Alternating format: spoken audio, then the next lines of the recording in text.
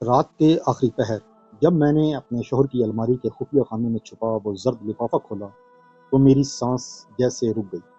چند کاغذوں پر لکھی سچائی نے میرے 7 سالہ رشتے، میری عزت اور میری پوری زندگی کو ایک لمحے میں برباد کر دی۔ جس شخص کو میں اپنا محافظ سمجھتی تھی وہی میری ذلت کا سب سے بڑا سبب نکلا۔ مگر اصل صدمہ ابھی باقی تھا، کیونکہ اس ظلم میں صرف میرا شوہر نہیں بلکہ وہ عورت بھی شامل تھی جسے میں اپنی بڑی بہن سمجھتی تھی۔ اگر آپ میری جگہ ہوتے تو کیا کرتے؟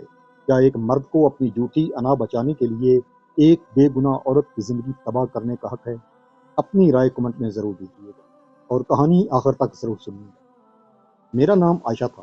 میری شادی کو 7 سال ہو چکے تھے، مگر ان 7 سالوں میں شاید ہی کوئی دن ایسا گزرا ہو جب میں نے سکون سے سانس لیے۔ شادی کے شروع میں سب کچھ خوبصورت لگتا تھا، مگر شوہر فہد نرم مزاج دکھائی دیتا تھا اور مجھے لگتا تھا کہ میں واقعی خوش قسمت ہوں۔ مگر وقت کے ساتھ سب بدلنے لگا۔ سب سے زیادہ تکلیف مجھے اپنی جیٹھانی سیما سے ہوتی تھی۔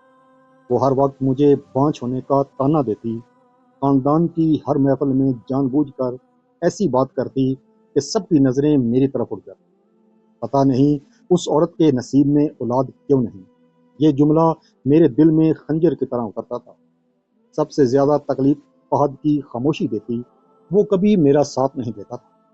جب بھی میں روتے ہوئے اس سے پوچھتی کہ اگر مسئلہ مجھ میں نہ ہوا تو وہ غصے سے کہتا، ڈاکٹر بھی یہی کہتے ہیں نا کہ مسئلہ تم میں ہے۔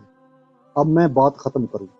میں ہر رات اللہ سے دعا مانگتی کہ مجھے ماں بننے کی خوشی دے۔ میں نے کئی ڈاکٹر بدلے، دوائیاں کھائیں، علاج کروائے، مگر ہر بار یہی کہا گیا کہ مسئلہ میرے اندر ہے۔ رفتہ رفتہ میں نے خود کو ہی قصوروار سمجھنا شروع کر دیا۔ ایک دن سائمہ جلدی میں کہیں جا رہی تھی۔ جاتے ہوئے اس نے کہا، عائشہ میرے کمرے کی الماری سے سبز فائل نکال کر میز پر رکھ دینا۔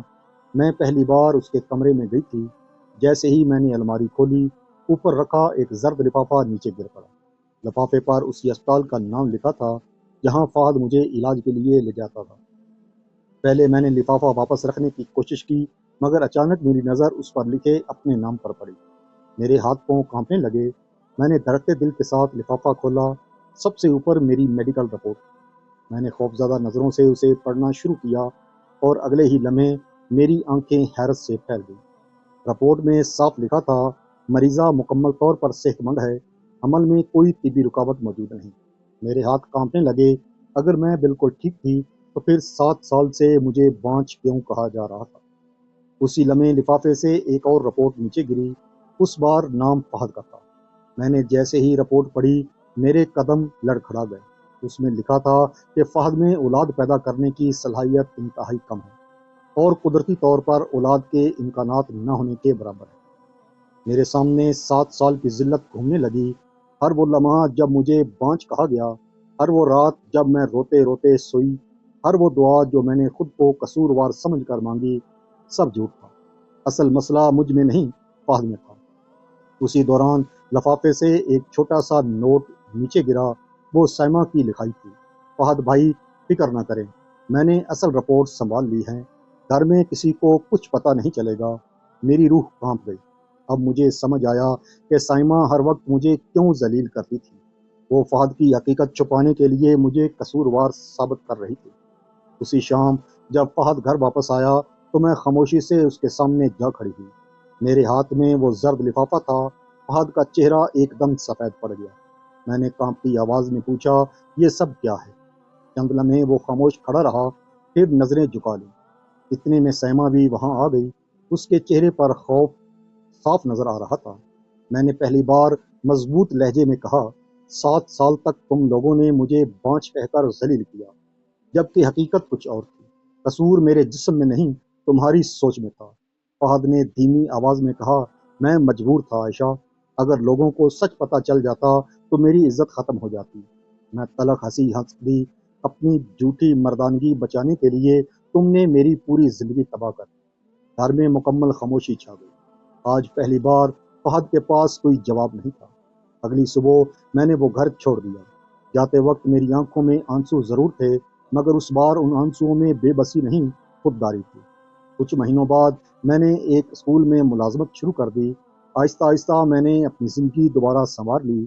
اب میں دوسری عورتوں کو یہی سکھاتی ہوں کہ دوسروں کے ظلم کی وجہ سے خود کو کبھی قصوروار نہ سمجھے۔ ادھر فہد اور سیما کا سچ بھی زیادہ دیر نہ چھپ سکا۔ خاندان والوں کو حقیقت معلوم ہوئی تو سب شرمندہ تھے۔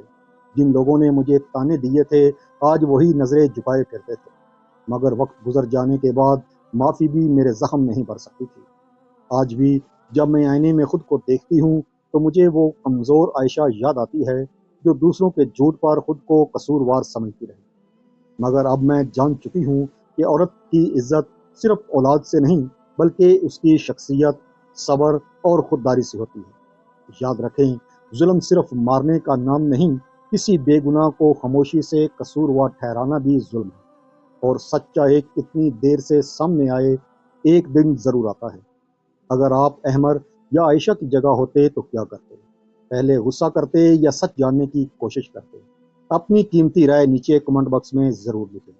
اگلی ویڈیو تک کے لیے اپنے میزبان کو اجازت دیں۔